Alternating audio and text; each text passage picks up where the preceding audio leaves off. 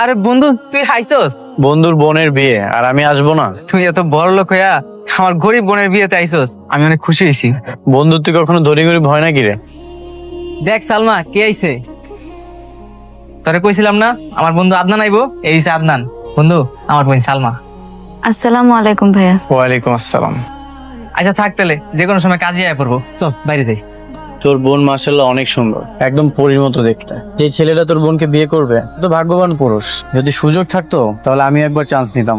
কি যে কস না, দোয়া কর সব যাতে ঠিকঠাক হয়ে যায়। কথা ছিল মোটরসাইকেল দিবে, বিয়ের আগেই আমি মোটরসাইকেল চাই, নাইলে এই বিয়ে হইব না। আমি লোন উঠাইতেছি, এক সপ্তাহের মধ্যে লোনটা হয়ে গেলে আপনার মোটরসাইকেল আমি কিনা দেবো। রাখেন মিয়া আপনার এই সব বিশ্বাসের কথা, এই সব কথা বাদ দেন। মোটরসাইকেল দিবেন, না হলে এই বিয়ে হইব না। আর একবার যদি বিয়ে হয়ে যায় আমি মোটরসাইকেল পাবো। কিসের মোটরসাইকেল? কথা ছিল বিয়াতে পাত্রের একটা মোটরসাইকেল দেওয়া লাগবো। এখন সমিতির লোকটা অসুস্থ হয়ে পড়ছে, তো এই সপ্তাহে টাকাটা উঠাতে পারিনি। তার মানে তোরা যৌতুক দিচ্ছিস? কি করুম কম, ভালো পাত্র তো পাওয়া যায় না।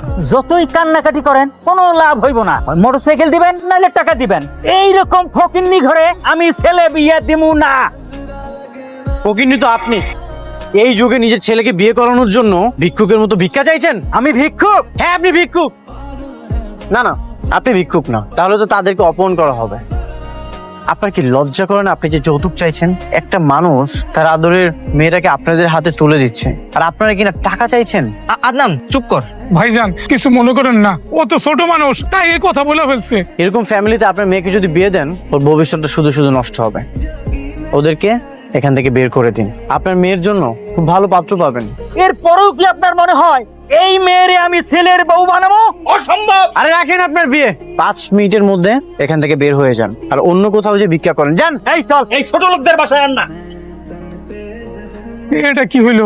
এইটা তুই কি করলি আদনান? তুই জানোস কত কষ্ট করে এই পাত্র ঠিক করছিলাম, আর তুই বিয়েটা ভাঙিয়ে দিলি। তুই আমগো এত বড় ক্ষতি কেন করলি? আমি কোনো ক্ষতি করিনি, তোর বোনের বিয়ের জন্য অনেক ভালো পাত্র পাবে। আমার বোন এখন বিয়া করবো কে? কই পাবো পাত্র? মুখে ক যতটা সহজ, বাস্তবতাটা কিন্তু অত সহজ না। তুই করবি আমার বোনের বিয়া? হ্যাঁ আমি বিয়ে করব। তোর বোনকে যখন প্রথম দেখেছিলাম তখন আমার অনেক ভালো লেগেছিল। দেখ, জন্ম মৃত্যু বিয়ে সবকিছু তো আল্লাহর হাতে। তোর বোনকে হয়তো আমার ভাগ্যে লেখা ছিল। তুই এত কোটিপতি বাবার সন্তান, তুই আমার গরিব বোনে কেন বিয়ে করবি? আমি তাকে ভালোবাসতে চাই, সারা জীবন একসাথে থাকতে চাই।